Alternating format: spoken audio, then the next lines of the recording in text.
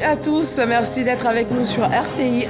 À la une ce soir, le sommet de l'Union africaine, le vice-président ivoirien Tiemoko Meïlie Koné est arrivé à Addis Abeba en Éthiopie. Il représente le chef de l'État ivoirien, le président Alassane Ouattara.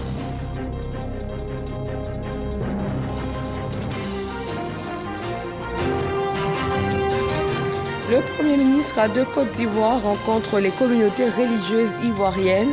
Robert Begré-Mombe les avait sollicités afin de prier pour un bon déroulement de la CAN en Côte d'Ivoire.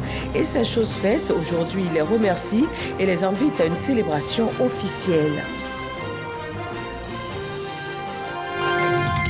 À l'Assemblée nationale, le calendrier de la première session ordinaire a été adopté. Elle va se tenir du 15 février au 28 juin prochain. Le bureau de l'Assemblée nationale a également été présenté aux députés. Il reste le même, il est donc reconduit à la gestion des activités parlementaires. Et puis du 15 au 16 février, Rabat, la capitale du Maroc, accueille la conférence parlementaire sur la coopération Sud-Sud. La présidente du Sénat, Kandia Camara, prend part à cette conférence. Elle présente dans la capitale du Maroc. Elle est présente depuis hier. Bonsoir à tous. Bole International Airport d'Addis Ababa, capitale d'Éthiopie. C'est un accueil particulier qui est réservé au numéro 2 de l'exécutif ivoirien. Les autorités éthiopiennes ont tenu à féliciter la Côte d'Ivoire, pays hôte et victorieux de la 34e édition de la Coupe d'Afrique des Nations de football qui vient de s'achever. Pour le symboliser, Tiemoko Meïlie Koné est invité à couper un gâteau aux couleurs de la Côte d'Ivoire, de l'Éthiopie et de la CAN. Le vice-président de la République s'est dit touché par ce geste d'amitié du gouvernement éthiopien. Pour ce qui est du motif de sa présence en Éthiopie, Tiemoko Meïlie Koné vient représenter le président Alassane Ouattara à la 37e session ordinaire de la conférence des chefs d'État et de gouvernement de l'Union africaine. Session placée sous le thème « Éduquer une Afrique au XXIe siècle, construire des systèmes éducatifs résilients pour un accès accru à un apprentissage inclusif, qualitatif, tout au long de la vie et pertinent pour l'Afrique. À l'ordre du jour de ces assises, l'examen de plusieurs rapports sur divers projets et problématiques tels que la réforme institutionnelle de l'Union africaine et la mise en œuvre de l'agenda 2063, dont le suivi a été confié au président Alassane Ouattara par ses pairs. Les discussions de la conférence des chefs d'État et de gouvernement porteront également sur les questions de paix et de sécurité en Afrique, de la situation humanitaire et de la situation en Palestine. Et voilà donc le vice-président ivoirien Tiemoko Meïlie Koné qui participe à Addis Abeba en Éthiopie à la 37e session ordinaire de la conférence des chefs d'État et de gouvernement de l'Union africaine. Il y représente le chef de l'État, le président Alassane Ouattara. Nous sommes les champions d'Afrique. Après le sacre continental des éléphants de Côte d'Ivoire à la Coupe d'Afrique des Nations, le Premier ministre Robert Begré-Mombe est allé à la rencontre des communautés religieuses, chrétiens, protestants, catholiques, musulmans, méthodiques. Le Premier ministre les a exhortés à participer au grand mouvement de remerciement de la nation. Il est prévu ce samedi 17 février à Abidjan. Franck Wadio, Ulrika Dangon. Finir là où tout a commencé. Le Premier ministre Robert Begré-Mombe, avant la CAN, a sollicité les guides religieux pour leurs prières et supplications dans l'optique de la réussite de l'événement. Après la matérialisation de celle-ci, le chef du gouvernement parcourt le même itinéraire. Pour l'action de reconnaissance, première escale, le temple de l'église du christianisme céleste à Vridi-Port-Boué. Ils sont passés par où ils sont passés pour nous voir Dieu, pour que nous disions merci à Dieu. À leur place. Ça, c'est une grâce particulière. Dire merci à Dieu au travers de ses serviteurs, les églises aristes, catholiques, la communauté musulmane, les méthodistes unis, les œuvres missions, tous ont apprécié cette initiative du chef du gouvernement. Le Premier ministre nous a honorés en venant ici pour dire merci. Merci à Dieu. Et nous sommes vraiment émus.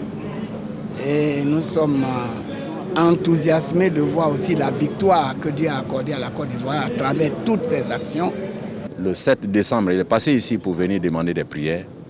Nous avons fait appel à tous les musulmans, tous les érudits, et ils se sont tous engagés nous avons prié. Mais au-delà de la victoire finale, le Premier ministre a noté la constitution d'un état d'esprit à consolider, celui d'un seul peuple mené par cette victoire qui interroge, mais qui revêt aussi un aspect multiforme. La 34e édition qui a eu lieu en Côte d'Ivoire nous laisse beaucoup d'enseignements. Nous avons pu redécouvrir notre pays, la Côte d'Ivoire. Comment Dieu a relevé la tête de ce pays en lui accordant la coupe, faisons une lecture de cela. Qu'est-ce que Dieu attend faire avec nous? Où nous conduit-il? Que veut-il que nous fassions? Ce que nous en déduisons nous autres aussi, c'est que si pendant un mois, tout le peuple ivoirien a vibré ensemble, à l'unisson, il n'y avait plus de partis politiques, il n'y avait plus de confessions religieuses, il n'y avait plus de groupes ethniques, il y avait un peuple debout. Ça veut dire que nous pouvons vivre ensemble dans ce pays. Destination finale de la tournée de reconnaissance au guide religieux Yopougon au siège de l'église protestante méthodiste Œuvre et Mission où, heureux hasard, la visite de la délégation coïncide avec l'ouverture d'une pastorale internationale. Occasion pour Robert Begremambé de relever quelques symboliques liés au triomphe ivoirien à cette CAN 2023. Il faudrait que nous, les Ivoiriens, nous puissions saisir la portée des messages qu'il y a derrière ces événements. L'un des messages les plus puissants que nous avons retenus dans ces événements, c'est que les Ivoiriens sont un seul et même peuple. Il n'y a pas de nord, il n'y a pas de sud, il n'y a pas d'est, il n'y a pas de droite, il n'y a rien. Tous, c'est Côte d'Ivoire. Donc nous devons nous aimer les uns les autres. Point d'or, à chaque étape, le Premier ministre a invité l'ensemble des Ivoiriens à un grand rassemblement de prières et de reconnaissance à Dieu ce samedi 17 au matin au Palais de la Culture de Trècheville. Avant cette grande rencontre, les députés ont reçu aujourd'hui le trophée. Il leur a été présenté par le président de la Fédération ivoirienne de football, des joueurs ainsi que des membres de l'encadrement qui les ont remerciés pour le soutien et les encouragements tout au long de la compétition. Direction l'Assemblée nationale avec Moussa Konaté et Barnabé Conan. Le trophée de la Coupe d'Afrique des Nations présenté aux députés. Un troisième sacre continental dont se félicite la représentation nationale. Cette coupe devant nous est tout un symbole. Car pour nous, représentants du peuple, cette coupe est le résultat d'un travail concerté dans l'union de tous les fils et toutes les filles de la Côte d'Ivoire. Durant la compétition, l'Assemblée nationale s'est mobilisée pour apporter son soutien au comité d'organisation de la CAN ainsi qu'à l'équipe nationale. Le président de la Fédération ivoirienne de football traduit toute sa reconnaissance aux élus de la nation. Les élus que vous êtes avez voté le budget. Sans votre vote, nous n'aurions pas eu les moyens. Nous voudrions aussi vous remercier pour cet engagement et pour ce soutien. Le plus grand merci revient au peuple de Côte d'Ivoire. Le peuple de Côte d'Ivoire a été présent, a marché à l'unisson, nous a soutenus. Organiser la CAN 2023 et la remporter, la Côte d'Ivoire réalise l'exploit du pays organisateur vainqueur. Pour le président Adama Bictogo, cette performance est le fruit des efforts de solidarité et d'unité. Dans cette joie, dans cette dynamique de Côte d'Ivoire, forte de sa diversité, cette cohésion, nous devons la porter et nous devons ranger dans nos tiroirs tout ce qui a pu nous heurter. Aujourd'hui, nous sommes champions d'Afrique. Pour rappel, l'Assemblée nationale avait initié, avant le début de la compétition, une marche symbolique de soutien aux Kokan et aux éléphants de Côte d'Ivoire. Tout comme les députés engagés durant toute la CAN, plus de 5000 étudiants de l'université Félix Houphouët-Boigny ont donné de la voix afin de pousser les poulains des Mers-Faye à la victoire. Comme à chaque match des éléphants, ils se réunissent au village CAN du CROU 1 afin de soutenir les pachydermes. Et le coup de sifflet final qui a consacré la victoire des éléphants a créé ce jour-là l'hystérie dans ce village CAN universitaire. Davis Soyo. Entre révision et passion, Ella et Rebecca, toutes deux étudiantes à l'université Félix Houphouët-Boigny de Cocody, sont plongées dans une atmosphère particulière à quelques heures de la finale Nigeria-Côte d'Ivoire. On essaie de bosser, mais vraiment, ça ne rentre pas parce que notre esprit est concentré sur le match qui se tiendra tout à l'heure. On fait un effort comme on a été aidé à partir de mercredi. On fait des fois, mais franchement, ça ne va pas. Trop stressé et tout, donc ça fait que c'est vraiment compliqué pour l'instant de vraiment se concentrer. Surtout que le match va commencer tout à l'heure. Je n'ai vraiment plus la tête ici. Je pense plus au match. Inconditionnelle fanatique des éléphants, difficile pour elle de préparer les travaux pratiques du mercredi prochain.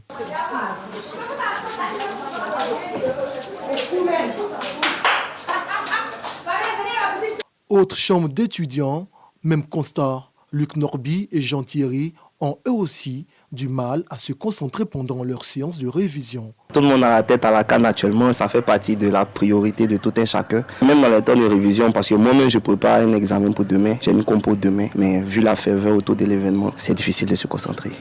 Finalement, la fibre patriotique et la passion pour les éléphants prennent le dessus. Direction le village CAN offert par le ministre Adama Diawara. Sur le chemin, ils se permettent un détour pour chambrer les supporters nigériens dans une ambiance bon enfant.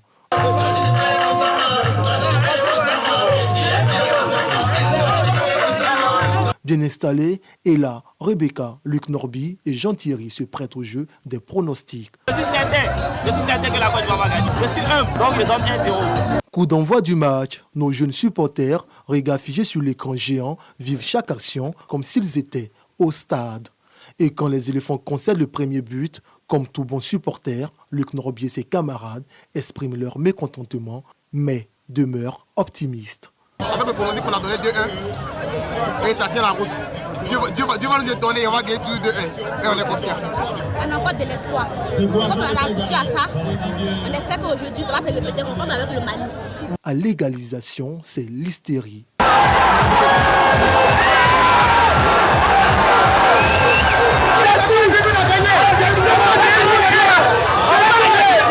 Coup de sifflet final, le village CAN offert par le ministre Adama Diawara explose de joie.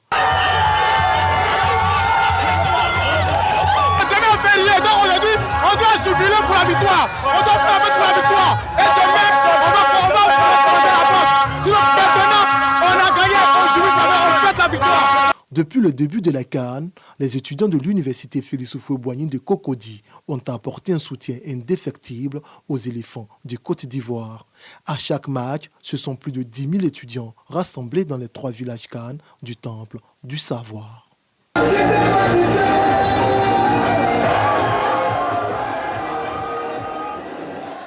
Célébration en Côte d'Ivoire, célébration également en Turquie. Les Ivoiriens résidant dans ce pays se sont retrouvés à Ankara. C'est ensemble qu'ils ont vécu toutes les émotions de cette finale Côte d'Ivoire-Nigeria avant l'explosion de joie. Mama Traoré. Explosion de joie à Ankara, capitale de la Turquie, au coup de sifflet final de la CAN 2023. La Côte d'Ivoire est championne d'Afrique de football pour la 3e fois de son histoire. Un moment magique pour la communauté ivoirienne de Turquie, conviée pour l'occasion à suivre le match à l'initiative de l'ambassadrice Khadijata Touré. Et c'est une leçon que les éléphants nous ont montré, nous les Ivoiriens. C'est une leçon d'union, une leçon d'amour, une leçon où chacun de nous doit comprendre que cette nation est belle et c'est une nation qui appartient à Dieu. Je remercie son Excellence qui a permis que nous puissions suivre ce match avec elle ici à Ankara. Merci à toute la population ivoirienne. Ça a vraiment été une vraie télé qu'ils ont allumée et puis courage à tout le monde encore. Fort! En plus d'avoir organisé la meilleure CAN de l'histoire du football africain, le président Alassane Ouattara l'avait prédit, jamais 203. Et nous y sommes. Bravo les éléphants, nous sommes très fiers de vous. Les Ivoiriens ne sont pas les seuls à avoir suivi ce match. L'ambassade de Côte d'Ivoire en Turquie a aussi convié des ressortissants étrangers venus eux aussi pousser les éléphants à la victoire finale. Champion. Les Ivoiriens sont champions. Quelle merveilleuse soirée pour la Côte d'Ivoire. Je suis heureuse d'y avoir assisté. Donc on est très heureux d'être ici ce soir et on espère que cette victoire pour la Côte d'Ivoire sera également une victoire qui va marquer l'économie de la Côte d'Ivoire, qui va marquer profondément un immense début de réussite. Tout au long de la CAN 2023, l'ambassade de Côte d'Ivoire en Turquie a œuvré à la promotion de la destination Côte d'Ivoire. La représentation diplomatique ivoirienne en Turquie s'étend également à la Géorgie. Dans ce pays d'Europe, bordant l'Asie, la petite communauté ivoirienne s'est aussi réunie pour vivre ce moment historique. Et c'est ce même sentiment de fierté, de patriotisme qui anime tous les Ivoiriens qui ont supporté et porté leur équipe à la victoire. Supporters lambda, personnalités politiques ou religieuses, tous n'ont formé qu'un pendant toute cette CAN. Éric Goré. La Côte d'Ivoire en ébullition depuis quelques jours, un engouement difficile à interrompre. L'élan de patriotisme a pris le dessus. Chaque Ivoirien célèbre l'instant à sa façon. La 3e étoile des éléphants obtenue avec bravoure par nos Parchidem est plus qu'un symbole. Je voudrais profiter de votre micro pour féliciter également un homme qui est arrivé avec son cœur, avec sa spiritualité et cette spiritualité accompagne nos éléphants depuis. Je veux parler du Premier ministre, chef du gouvernement. C'est important qu'on ne l'oublie pas. C'est l'homme de l'ombre, mais c'est l'homme de l'efficacité. Le dernier maire de la ville d'Abidjan est pris d'émotion. Okumu Mobio a été en 1992 président des supporters des éléphants. Il est témoin du premier sacre à la CAN 92. Aujourd'hui, il exprime sa fierté et son patriotisme, malgré le poids de l'âge. Je voudrais dire un grand merci au président. Et il a été extraordinaire. D'abord pour la construction des stades. Ce sont des instruments qui doivent permettre aux jeunes gens de pouvoir apprendre à jouer, mais surtout tous les soins qu'il n'a pas ménagé de leur donner. Il a été formidable pour la Côte d'Ivoire. Voici 2 ministres de la République de Côte d'Ivoire qui ont participé à la caravane des éléphants à travers la ville d'Abidjan. Les ministres Amadou Koulibaly, porte-parole du gouvernement, et Mamadou Touré de la promotion de la jeunesse, de l'insertion professionnelle et du service civique saluent le leadership du président Alassane Ouattara. Nous sommes heureux pour le président. Le président est un homme qui transforme en or tout ce qui touche. Il nous a promis 3 étoiles parce que jamais 203. Nous avons nos 3 étoiles. Merci au président. La 3e étoile des éléphants de Côte d'Ivoire est un rêve devenu réalité. Félicitations à toute l'équipe nationale, aux joueurs, au coach Emes Faye et au président de la FIF, Idriss Diallo. De vrais patriotes. Une autre fierté nationale qui a fait parler d'elle durant ces derniers instants de la CAN, l'Orchestre Philharmonique d'Odiéné. Au lendemain de leur prestation à la cérémonie de clôture, ces jeunes musiciens ont reçu la visite du ministre Adama Kamara, à l'origine même de la création de l'orchestre, et également de l'artiste Gadji Seli. Sache pas comme Didi et Didier Nguessan. L'Orchestre Philharmonique d'Odiéné, composé d'enfants et d'adolescents, fait partie des grandes attractions musicales de la cérémonie de clôture de la 34e édition de la Coupe d'Afrique des Nations. L'histoire de la Coupe d'Afrique des Nations retracée en musique depuis AIOC Côte d'Ivoire 84 de Chantal Taïba à l'hymne officiel de la CAN 2023, interprété par Assalfo, Yemi Alade et Ramadan, en passant par Sénégal 92 et Maroc 88 de l'ex-capitaine des éléphants, Gadji Seli.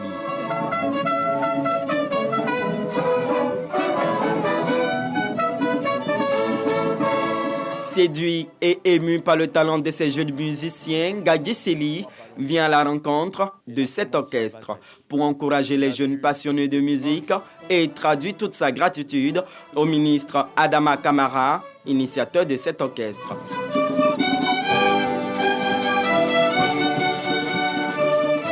J'ai vu des gamins, des jeunes gens en orchestre philharmonique, mais avec des éléments instruments traditionnels, balafon et tout ça. J'ai été impressionné et je les ai entendus interpréter mes chansons. Je me suis fait fort de demander à les voir, à venir les voir pour leur dire merci et les féliciter. Susciter des vocations et utiliser le canal de la musique pour éduquer sont entre autres les objectifs de cet orchestre composé d'une centaine d'enfants.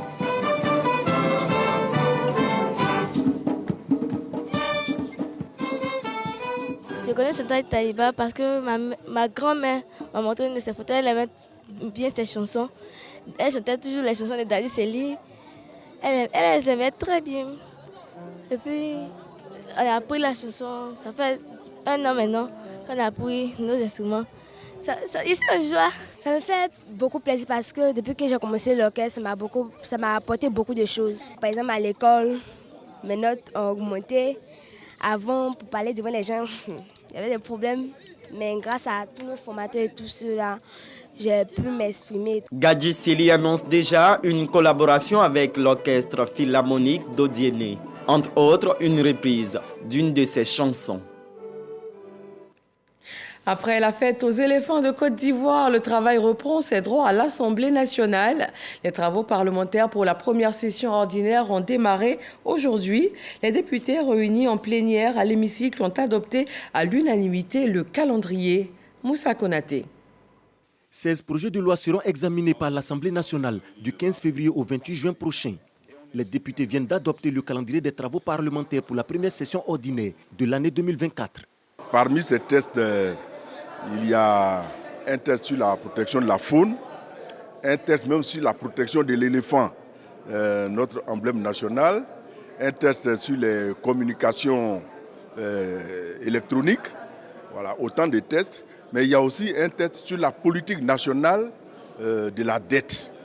Voilà, donc ce sont des tests importants qui nous donneront l'occasion de plancher et de produire une réglementation qui puisse répondre aux attentes des Ivoiriens.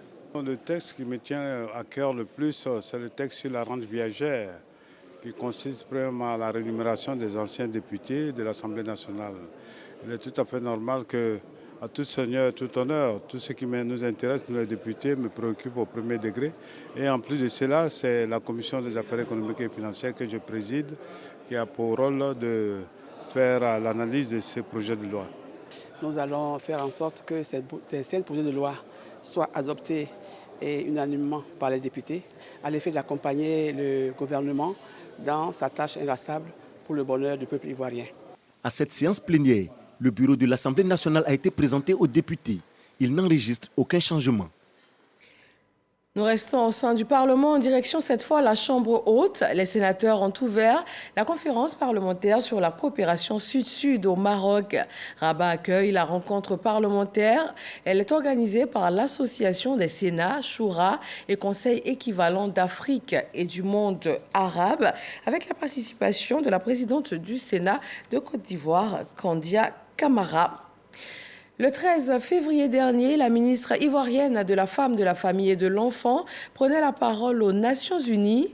Nasseleba Touré a présenté la politique et les programmes du gouvernement ivoirien relativement à l'autonomisation de la femme. Retrouvons notre envoyé spécial à New York, Delphine Blas. La Côte d'Ivoire, comme tous les États africains, est confrontée à plusieurs défis, notamment au plan sanitaire, humanitaire, sécuritaire, climatique et géopolitique. Une situation qui impacte fortement l'autonomisation des femmes, des jeunes filles et des enfants. À ce tableau, il faut ajouter la violence contre les femmes et les filles qui persiste en dépit des initiatives de nos États visant à atteindre l'objectif zéro tolérance. Pour changer la donne, il faut beaucoup plus de responsabilité et d'engagement de tous les États. La Côte d'Ivoire, pour sa part, a pris la pleine mesure de cette situation. Depuis les Nations Unies, la ministre de la Femme, de la Famille et de l'Enfant revient sur les actions du gouvernement ivoirien. La Côte d'Ivoire a fait du principe de l'égalité homme-femme une priorité nationale dans tous ses secteurs d'activité. Sous ce rapport, la lutte contre la discrimination et la violence, sous toutes les formes à l'égard des femmes, est au cœur de la transversalité des politiques sectorielles de mon pays. Cette action se traduit dans les programmes sociaux du gouvernement, déclinaison du plan national de développement 2025 qui s'aligne sur les instruments régionaux et internationaux auxquels mon pays a librement adhéré. La ministre de la Femme, de la Famille et de l'Enfant a par ailleurs salué le rôle crucial de ONU Femmes, notamment dans le domaine de l'entrepreneuriat féminin et de la création d'emplois. Des actions qui doivent être renforcées, selon elle, par l'allocation de ressources suffisantes à la hauteur des enjeux.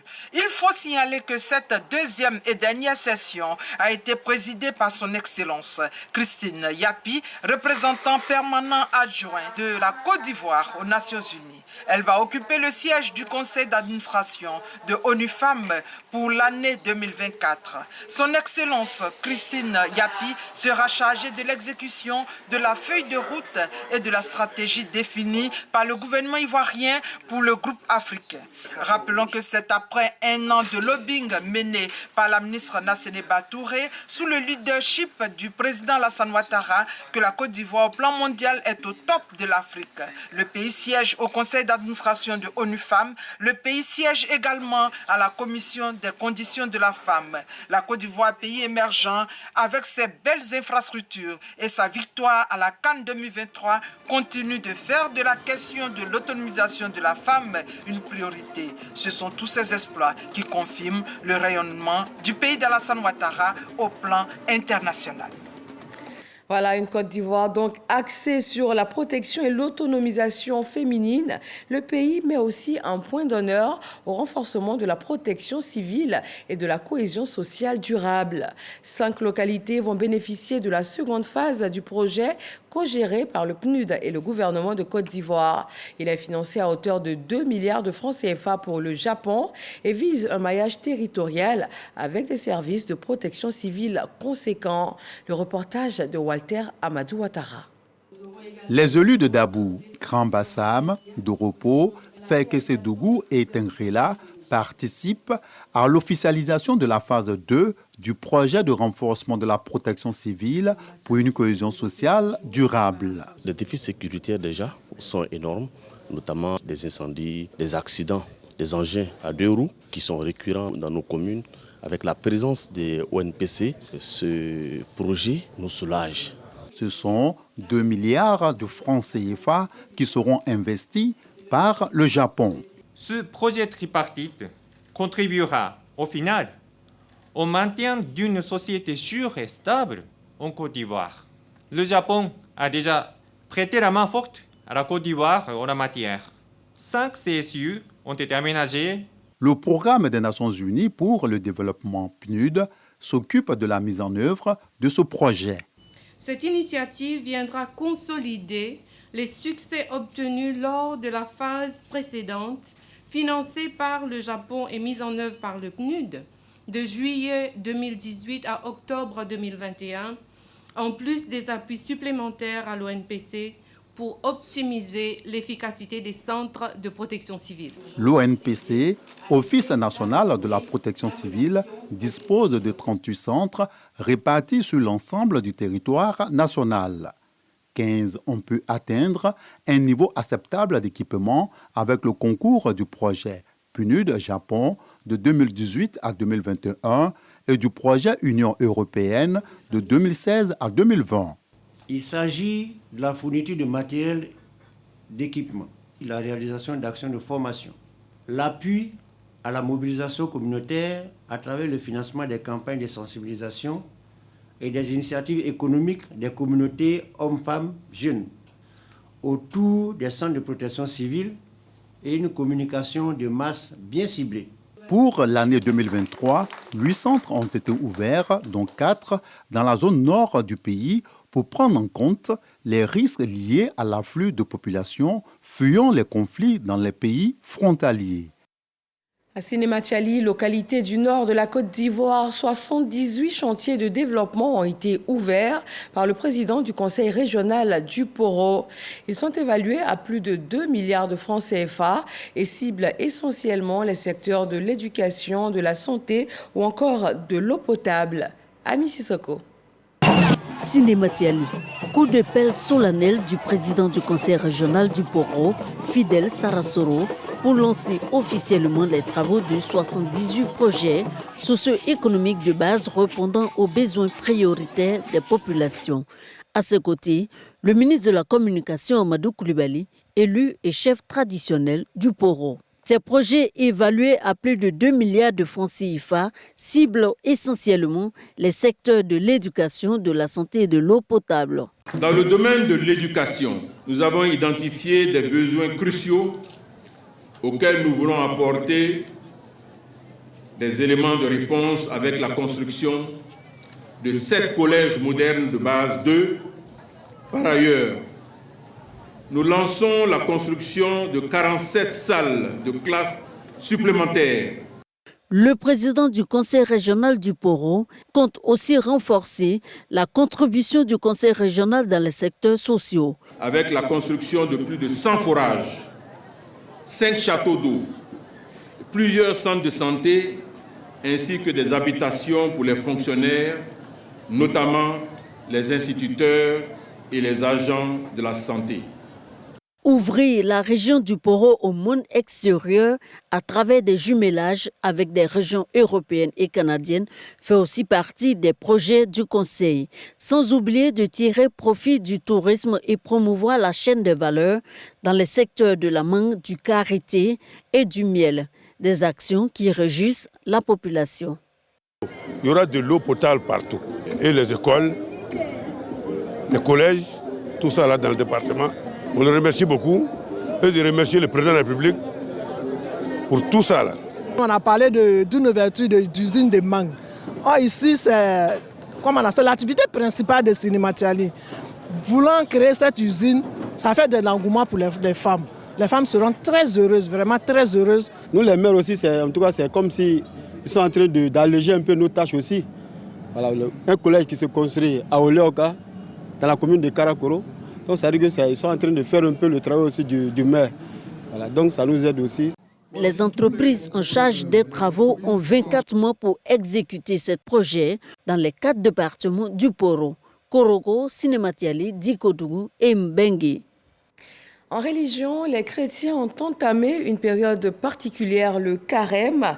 Et pendant ces moments de renforcement de la foi, la Sodexam a décidé d'apporter son appui aux communautés chrétiennes. Grâce Kando. Temps de carême rime avec partage et solidarité. En ces débuts de carême, la Sodexam se tient aux côtés du Centre de formation Sainte-Thérèse de l'Enfant Jésus de Port-Boué et de la paroisse d'Ascension de l'aéroport. La structure vient de faire un don en numéraire estimé à 5 millions de francs CFA à ces 2 entités. C'est la joie pour nous, missionnaires claritaines, mais c'est la plus grande joie pour les filles. Parce que ce que nous avons, c'est ce que nous donnons. Et donc, nous disons grand merci. Et nous disons aussi merci à tous nos responsables. Nous sommes heureux, nous disons merci. Et nous implorons la grâce de Dieu dans sa vie, afin que Dieu puisse continuer de le bénir et bénir aussi toute sa délégation. Chaque jour que Dieu fait, plusieurs personnes frappent à nos portes.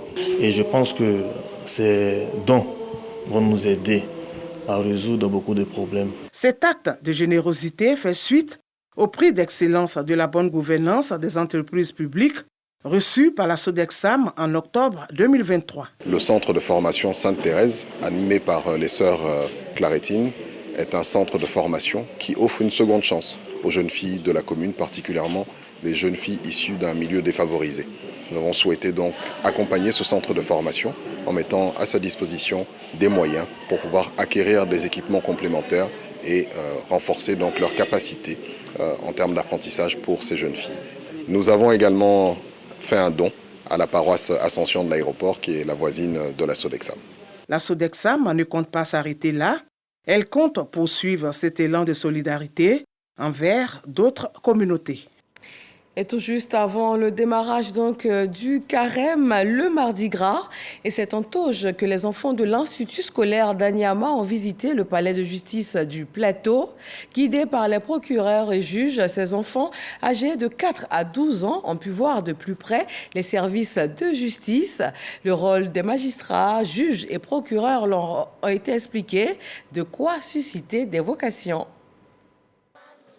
Âgés de 4 à 12 ans, habillés en toge, Ils sont issus d'un institut scolaire de la commune d'Anyama. Ces tout petits visitent le palais de justice du plateau.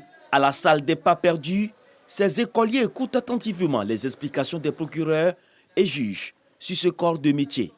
Le rôle des procureurs, ils servent à poursuivre les gens qui ne font pas de bonnes choses et ils servent à protéger les gens. Les juges jugent les gens qui ne font pas de bonnes choses et ils les mettent en prison. Après la salle des pas perdus, cap est mis au tribunal de première instance où se déroule une audience.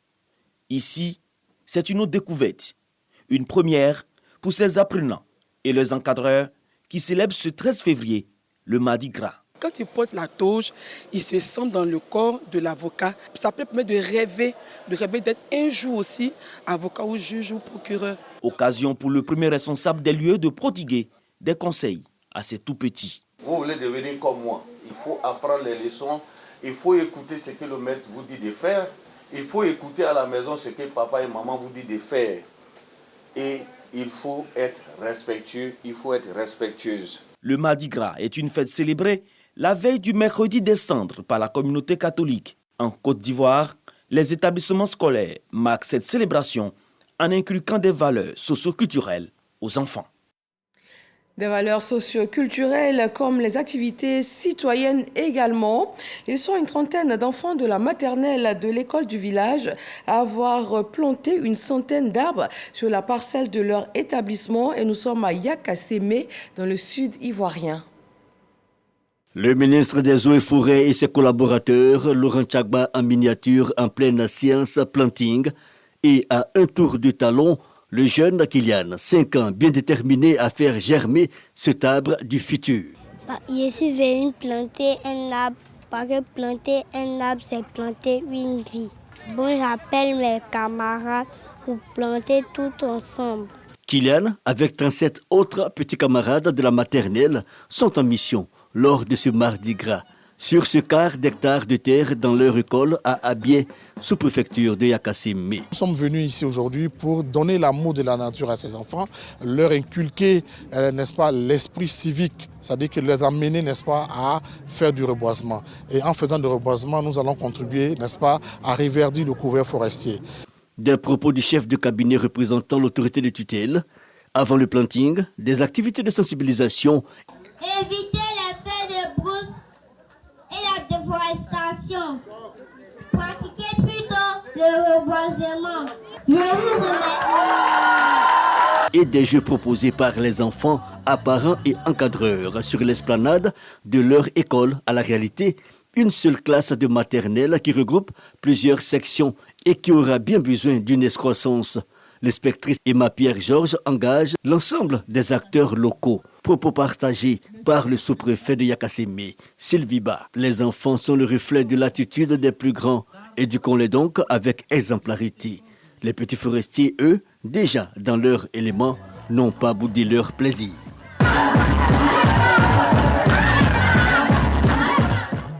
La 5e édition des Journées nationales des exportateurs de cajou de Côte d'Ivoire se tient du 14 au 16 février. Plus de 3000 acteurs nationaux et internationaux de la chaîne des valeurs de la filière anacarde participent à la rencontre.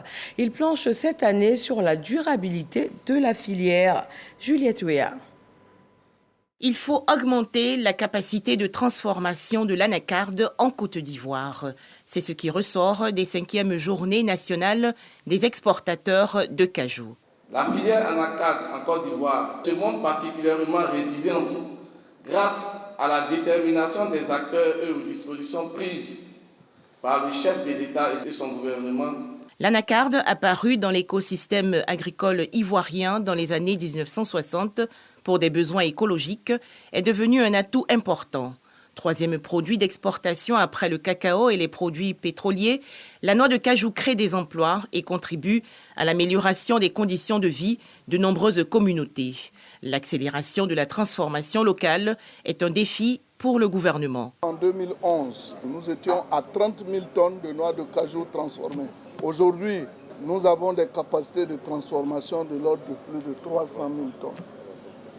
Et d'aucuns même parlent de 350 000 tonnes.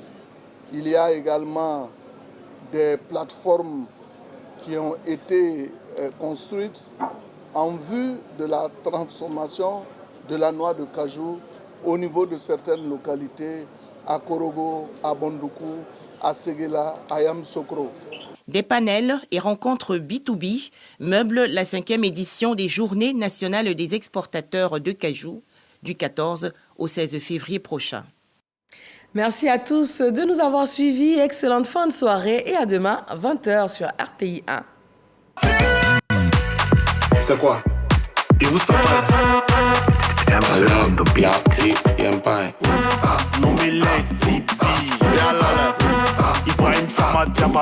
شرفته على بلد البيا Y'a pas conseil, hein, à lui seulement. Qui ça balèze? Coup du matos. Descends, coup du matos. Descends, coup du marais. Coup du matos, c'est coup du matos. C'est fort. Tu fais ça pourquoi?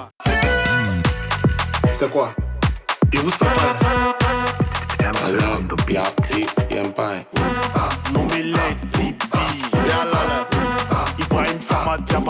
شرفته على بلد البيا